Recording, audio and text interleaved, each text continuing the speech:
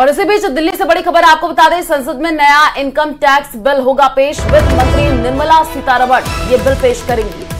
देखिए, नए बिल में आयकर नियमों को बनाया जा सकता है आसान। तो बजट के बाद आज ये पहला दिन रहेगा जब निर्मला सीतारमण पेश करेंगी ये बिल।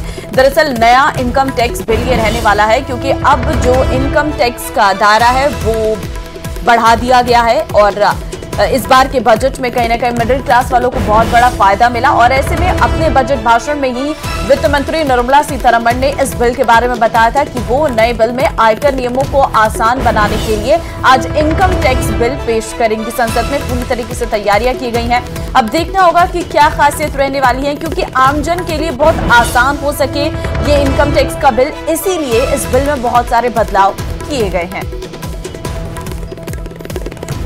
देखिए, आज महत्वपूर्ण दिन है संसद का। आज कई सारे बड़े फैसले संसद के अंदर देखने को मिलेंगे। हालांकि विपक्ष भी शांत बैठने वाला नहीं है, वो भी लगातार इसका विरोध करने को देखने को मिलेगा। लेकिन ये बहुत इंपॉर्टेंट है कि आज नया इनकम टैक्स बिल पेश होगा।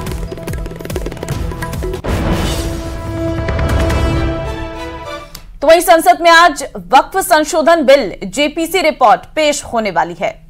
लोकसभा अध्यक्ष ओम बिरला को सौंपी गई जेपीसी रिपोर्ट में देश भर की विवादास्पद वक्फ संपत्तियों के मामले का ब्यौरा दिया गया है और इस रिपोर्ट में विधेयक के कई पहलुओं पर विचार और सबूत पेश किए गए हैं। रिपोर्ट को हिंदी और अंग्रेजी दोनों भाषाओं में पेश किया जाएगा और रिपोर्ट में उन सभी सबूतों का भी रिकॉर्ड शामिल है जो जेपीसी के सामने रखे गए थे। तो देखिए, आज ये वक्फ बिल पर इसी जेपीसी की रिपोर्ट लोकसभा और राज्यसभा में पेश होगी। देखिए, सदन की कार्यवाही के दौरान विपक्ष के हंगामे के आसार जाहिर तौर पर लग रहे हैं। जगदंबिका पाल पेश करेंगे इस रिपोर्ट को। तो आज दो महत्वपूर्ण चीजें हैं जो आज संसद के अंदर चर्चा का विषय रहने वाला है। एक तरफ तो जो नई इनकम टैक्स है उसको लेकर चर्चा रहेगी, उस पर बिल पेश किया जाएगा और दूसरा ये है कि आज वक्फ बिल पर जेपीसी की रिपोर्ट भी पेश की जाने वाली है। लोकसभा और राज्यसभा दोनों में ही आज ये बिल रखे जाएंगे और देखना होगा कि किस तरीके से आज विपक्ष इन सभी बिलों पर अपनी रणनीति के तहत कार्य करता हुआ नजर आता है। लेकिन हाँ, महत्वपूर्ण है आज का दिन। आज संसद में काफी ज्यादा हलचल रहने वाली है।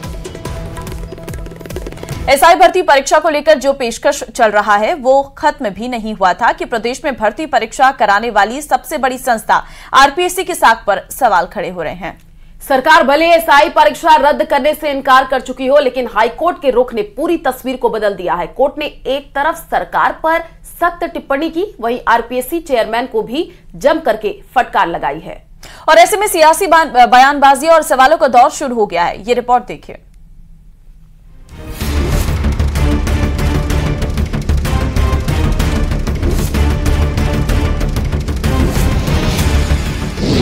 आरपीएससी पर सियासी बयानबाजी तेज। किरोड़ी लाल मीणा बोले, भंग नहीं होगी आरपीएससी। सचिन पायलट की मांग, आरपीएससी पर सही कदम उठाए सरकार।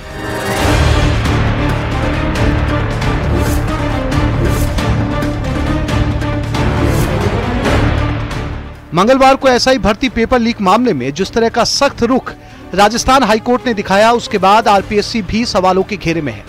सत्ता पक्ष और विपक्ष की ओर से बयानबाजी भी शुरू हो गई है। एसआई भर्ती पेपर परीक्षा रद्द करने की मांग प्रमुखता से उठाने वाले राजस्थान सरकार में कैबिनेट मंत्री किरोड़ी लाल मीणा ने भी आरपीएससी की साख पर सवाल खड़े किए हैं। मंत्री किरोड़ी का मानना है कि आरपीएससी को भंग नहीं किया जा सकता, लेकिन रीस्ट्रक्चर कर सकते हैं। जो गलती की है, आप 5-6 साल से देख रहे हैं, तो आप जानते हैं कि उसको भंग तो नहीं कर सकते। एक बार पायलट साहब ने बात उठाई थी उसको भंग किया जाए, लेकिन उसकी रीस्ट्रक्चरिंग हो सकती है।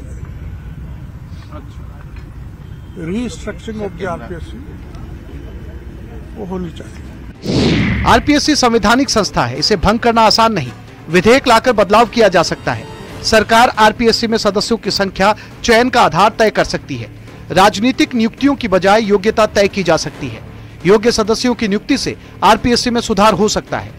मंगलवार को हाईकोर्ट में आरपीएससी को आयोग के सदस्य के पेपर लीक में शामिल होने के बावजूद एफआईआर दर्ज न करने पर फटकार लगाई थी। ऐसे में विपक्ष भी सरकार से इस मामले में सही कदम उठाने की बात कह रहा है। सरकार को मुझे लगता है बिना समय जाहिर करे इमीडिएटली इसमें मूल चूक परिवर्तन करना पड़ेगा और करना चाहिए। सब चीजों में जो मेंबर सिलेक्ट होते हैं, कौन करता है, कैसे करता है, कोई मापदंड हो, कोई क्राइटेरिया हो। सिर्फ लोगों को संतुष्ट करने के लिए, वर्ग, जाति, समाज और प्रांत के अलग अलग लोगों को ऑब्लाइज करने के लिए हम नियुक्तियां करेंगे तो वो गुणवत्ता में बहुत कॉम्प्रोमाइज हम लोग करते हैं।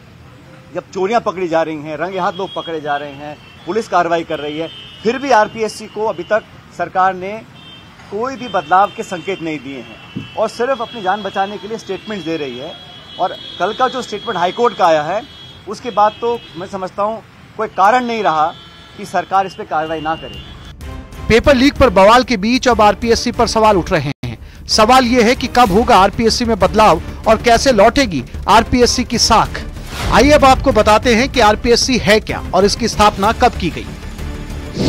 आरपीएससी सरकारी निकाय है, संविधान द्वारा स्थापित किया गया है। राजस्थान लोक सेवा आयोग 1949 प्रभाव में आया था।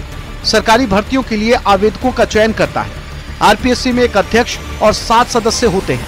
सदस्यों और अध्यक्ष की नियुक्ति राज्यपाल करते हैं। आयोग के अध्यक्ष और सदस्यों को राष्ट्रपति ही हटा सकते हैं। आयोग के अध्यक्ष और सदस्य 6 वर्ष या 62 वर्ष की उम्र तक रहते हैं।